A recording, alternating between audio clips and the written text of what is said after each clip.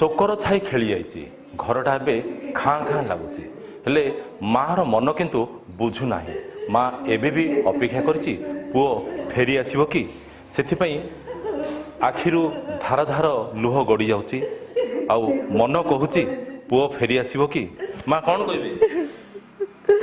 ଯିଏ କର୍ମ କରିଛି ତାକୁ କେମିତି ଚିଡ଼େଇ ଦିଅ, ଗୁଳି ମାରିଦିଅ, ତାର ଚାରି ଟିପ କେମିତି ଚିଡ଼େଇ ଦିଅ। ମୋର କୂଳ ବୁଡ଼ିଗଲା, ମତେ କୂଳ ବୁଡ଼ିଗଲା। ଯିଏ କର୍ମ କରିଛି ତାକୁ କେମିତି ଫାଶୀ ହେଇଯାଉ, ତାକୁ କେମିତି ଫାଶୀ ଦଣ୍ଡ ଦିଅ। ମତେ ଏତେ କର୍ମ କରିବ ବୋଲି ମୁଁ ଜାଣିନଥିଲି।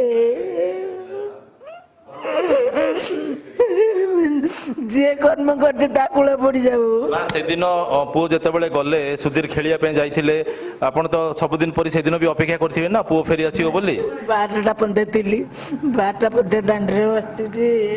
ମୋ ପୁଅ କେତେବେଳୁ ଆସିବ କେତେବେଳୁ ଆସିବ, ସେ 8ଟା ହେଲେ ପଳେଇ ସେଇ ଏମିତି କର୍ମ କରିବ ବୋଲି ମୁଁ ଜାଣିନଥିଲି। ଏବେ ପୁଣି 3 ମାସ ହେଲା ଜଗଉଥିଲେ ଲୋକ ମାରି ବୋଲି। ମୋ ପୁଅ ପଳେଇ ଆସିବ ବୋଲି ମୁଁ ଜାଣିଥିଲି। ମୋ ପୁଅ କେତେ ମାରିବ ବୋଲି ମୁଁ ଜାଣିନଥିଲି। ମୋ ପୁଅ କେତେବେଳୁ ଆସିବ ବୋଲି ମୁଁ ଅପେକ୍ଷା କରିଥାଏ। ବ୍ରହ୍ମପୁର ଏପାର୍ଟମେଣ୍ଟରେ ଗଲି, ସେ 14 ଗଲା ନା 14 ଦିନରେ ଆଉ ଆସିନି ଫେରିକିରି। ଆଚ୍ଛା, ଯୋଉ ଆପଣଙ୍କ ନାତୁଣୀ ବଡ଼ ପୁଅଙ୍କର ଯିଏ ଝିଅ ନିବେଦିତା ତାଙ୍କର ସମ୍ପତ୍ତି ଉପରେ ଟିକେ ଲୋଭ ହେଇଗଲା କି? ନାଇଁ, କିଛି ସମ୍ପତ୍ତି ଉପରେ ଲୋଭ କିଛି ନାହିଁ। କେବେ ମାଡ଼ଗୋଳ କଳିଦଣ୍ଡ କେବେ ହେଇନାହାନ୍ତି। ମୋ ପୁଅ ମାନେ ହେଲେ କେବେ ମାଡ଼ଗୋଳ ହେଇନାହାନ୍ତି। ଏଇ ଘଟଣା ତାହେଲେ କେମିତି ରଚିଲେ ନା?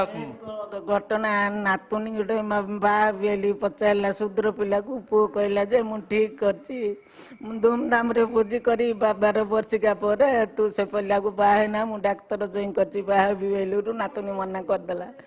ବେଲା ମୁଁ ବ୍ୟବସାୟୀ ପିଲାକୁ ବାହା ହେବି କର୍ମ କରିଛି, ମିଛରେ ନାଟକ କରିଛି, ଗୁଣି ଗାରେଡ଼ି କିଏ କରିନି। ପୁଅର ଦେହ ଖରାପ ଥିଲା, ମଲା ସେ ପୁଅ। ପୁଅକୁ ଜାଣିକିରି ନାତୁଣୀ ବେଲା ଆକୁ ମାରିଦେଲେ। ମୁଁ ସେ ଶୁଦ୍ର ପିଲା ଥିଲେ ବାହା ହେବି ବୋଲି ହେଲି କଳ୍ପନା କରିଛି। ପୁଅ ମନା କରିଦେଇଥିଲା, ମୁଁ ଡାକ୍ତର ଜଇଁ କରିଛି, ମୁଁ ବାହା କରିବି, ତୁ ସେ ପିଲାକୁ ଛାଡ଼ିଦେ ବେଲୁରୁ ଆକୁ ମାରିଦେଲେ ମୁଁ ତାକୁ ବାହା ହେବି ହେଲି ନାତୁଣୀ ଟିକେ କଳ୍ପନା। ସମ୍ପତ୍ତି ପାଇଁ କେବେ କଳ୍ପନା ମାଡ଼ଗୋଳ କେବେ ହେଇନାହାନ୍ତି ଘରେ।